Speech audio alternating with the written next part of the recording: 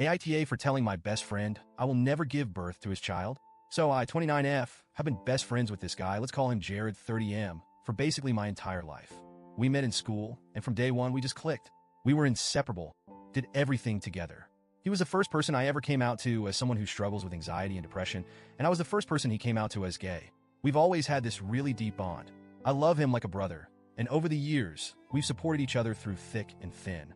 When we were about 15, he came up with this idea. He told me that someday, when he got married, he wanted me to be the one to give birth to his child. I remember it so clearly because it honestly shocked me. He explained how, being a man, he couldn't get pregnant, and he didn't want just anyone to be the surrogate. He wanted someone he trusted with his life, and that person was me. At the time, I didn't really know how to respond. It felt so out of left field, but I had just watched a TV show about a woman who gave birth to triplets for her brother and became severely depressed afterward.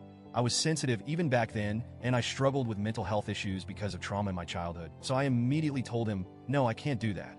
I explained that I didn't think I was emotionally strong enough to go through with something like that. And I was only 15, barely understanding what surrogacy even meant. But Jared, he didn't take it well. He got mad and didn't talk to me for 2 whole days, which might not seem like a big deal. But for us, we'd never gone more than a few hours without texting or talking. So those 2 days felt like a breakup. Eventually, we made up and things went back to normal. But every now and then, Jared would bring up the topic again. Each time I would tell him no, and each time he would get upset. It started to feel like this endless cycle. I would try to explain over and over that it wasn't about him or his future family. I just couldn't mentally or emotionally handle the thought of being pregnant, let alone carrying someone else's child. But no matter what I said, it felt like he just wouldn't hear me. And then, a few months ago, everything came to a head. Jared recently got engaged to his long-term boyfriend. Of course, I was over the moon for him.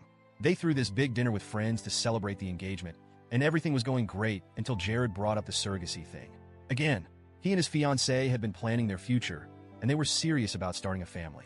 He turned to me in front of everyone and said something like, "We've talked about it, and we really want you to be the one to carry our child.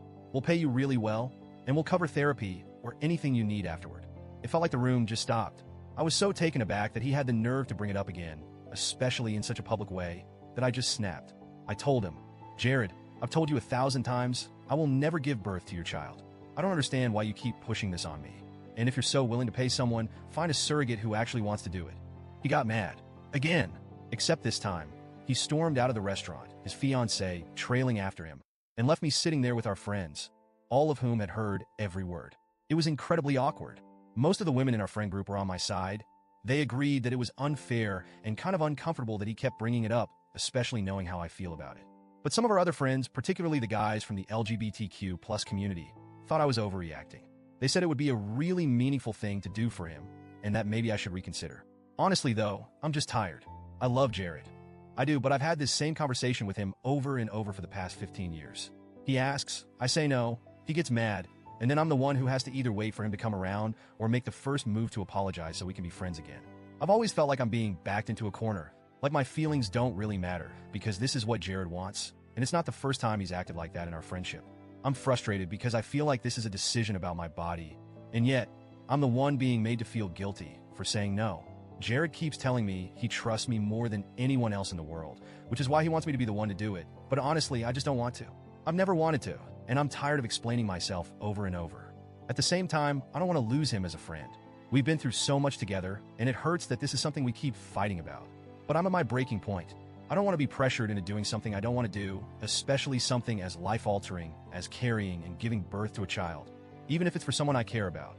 The IDA for putting my foot down once and for all? Or am I overreacting like some of our friends think? Update. After Jared stormed out of the restaurant, the tension in the air was suffocating. No one really knew what to say. I felt embarrassed, but mostly I was angry. Angry that he still didn't get it. Angry that after all these years, my feelings seemed to hold so little weight in his mind. I stayed quiet for a while, just picking at the food left on my plate, even though I wasn't hungry.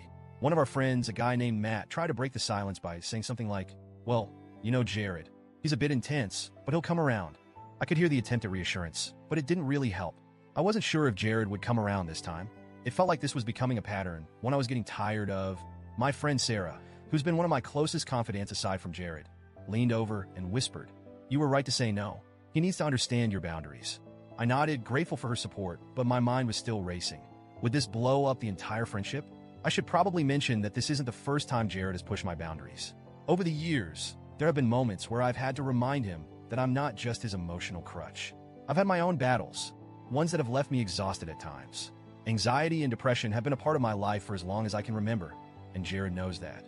I've always been open about it because being honest about my mental health is the only way I've managed to keep myself afloat. But sometimes I feel like Jared overlooks that part of me. He's always been the kind of person who sees the world as something that bends to his will, and most of the time he's been able to make things work out the way he wants. I admire that about him. His confidence, his ability to navigate life like it's something that's supposed to go his way. But when it comes to this surrogacy thing, it feels like he's expecting me to mold my life around his plans. The next day, I got a text from him. Just one line. Can we talk? I stared at my phone for a while, debating whether or not to respond. Part of me wanted to just ignore it, to avoid another fight, but I knew that wouldn't help anything. So I replied, and we agreed to meet at his place the next day. I showed up, feeling a mix of dread and determination.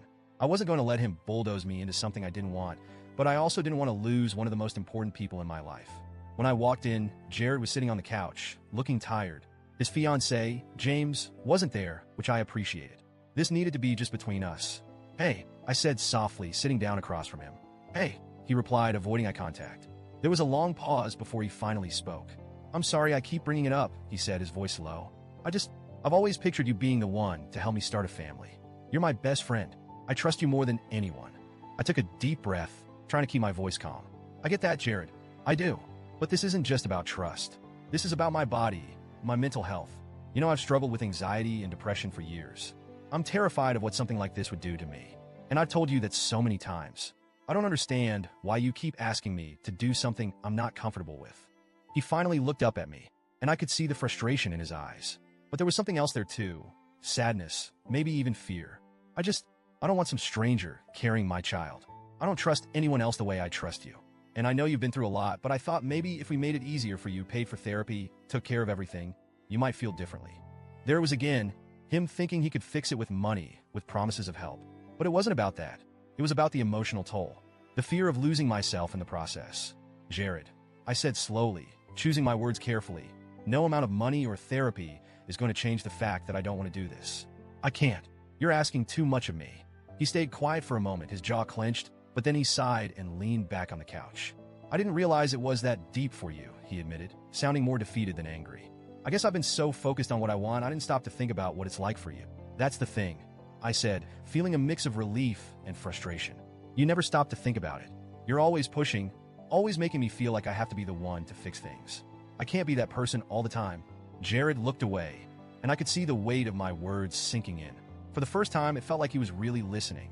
I don't want to lose you, he finally said, his voice barely above a whisper. You're my best friend, but I don't know how to stop wanting this. It's been in my head for so long. I nodded, understanding that this wasn't going to be something he could just switch off. But at the same time, I had to stand my ground. I know you want this, I said gently, but you have to respect that I don't. I love you, Jared. I'll always be here for you in every other way. But this is a boundary I need you to respect. There was another long pause before he finally nodded. Okay, he said softly. I get it now. I'll stop asking. And for the first time in years, it felt like a weight had been lifted. I wasn't sure if things would ever be exactly the same between us, but at least he understood. At least he finally saw that this wasn't something I could just be talked into. We sat there for a while, not saying much, but it felt like we were slowly rebuilding something. It wasn't going to be easy, and I wasn't entirely sure if our friendship would survive this in the long run, but at least for now, there was some kind of peace between us. I left his place feeling emotionally drained, but also relieved. For once, I didn't have to be the one to apologize or make things right. I'd set my boundary, and Jared had finally accepted it. In the days that followed, we didn't talk much. It wasn't awkward, but we both needed space to process everything. I knew this wasn't the end of the story, though. Friendships that have lasted this long don't just end over one argument. But I also knew that things would be different moving forward. I wasn't going to let myself be put in a position where I had to sacrifice my well-being for someone else's dream. Not even for my best friend. In the end, I don't know if I'm the asshole. Maybe I am for getting angry or for not being more patient with Jared. But I also know that I have to take care of myself first. And if that makes me the bad guy in someone's eyes, then so be it.